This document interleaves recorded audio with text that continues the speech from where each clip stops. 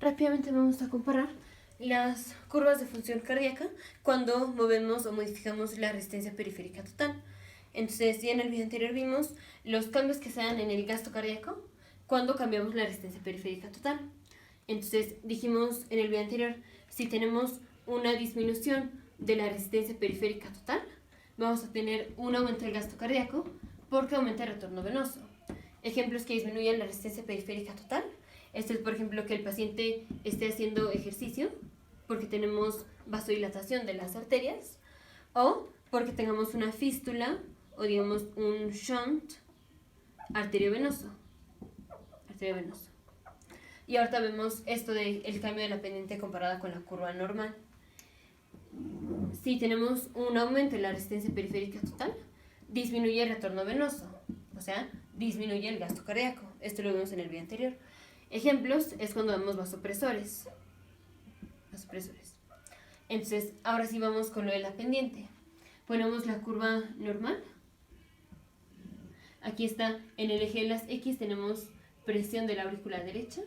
En el eje de las Y vamos a tener el gasto cardíaco. Y la curva normal es como así. Y digamos que aquí tenemos presión de 2 milímetros de mercurio. Bueno, lo voy a poner más a la izquierda. Digamos que aquí tenemos presión de 2 milímetros de mercurio en la aurícula derecha. Y esto va a corresponder a que tengamos un gasto cardíaco de 5 litros por minuto. Ahora dijimos, si disminuye la resistencia periférica total, aumenta el gasto cardíaco. Entonces estamos en una curva como así. Así. En donde ahora, cuando la aurícula derecha tiene presión de 2 milímetros de mercurio, esto ahora corresponde a un gasto cardíaco de más de 5 litros por minuto. Esta línea está más arriba que esta. Entonces, digamos, esto corresponde a 8 litros por minuto. Y aquí dijimos, si disminuye la resistencia periférica total, si aumenta la resistencia periférica total, disminuye el gasto cardíaco. Entonces, esta va a ser una curva como así. Así.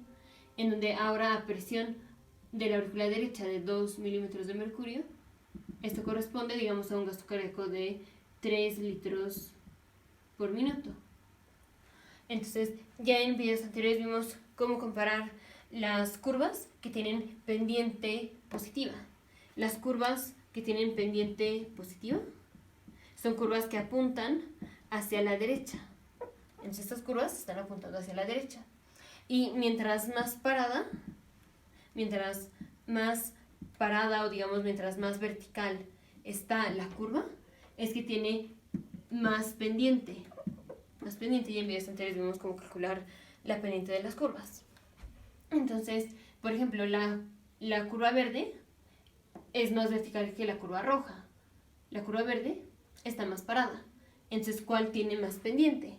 La curva verde, que fue uno de los cambios que tuvimos, la curva verde, comparada con la curva roja, que es la normal, tiene más pendiente. Vamos con la curva naranja. Dijimos, mientras más vertical o más parada, es que tiene más pendiente.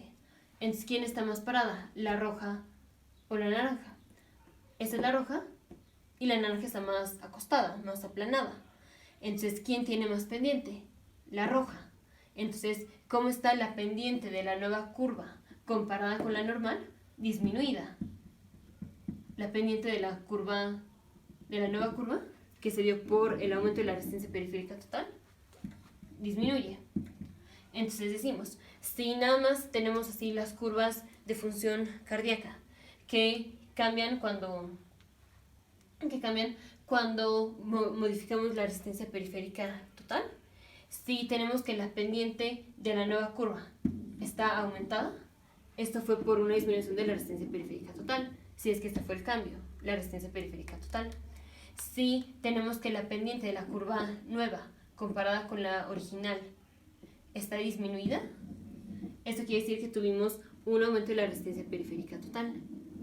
Nos vemos en el siguiente video, futuros médicos, científicos, ingenieros.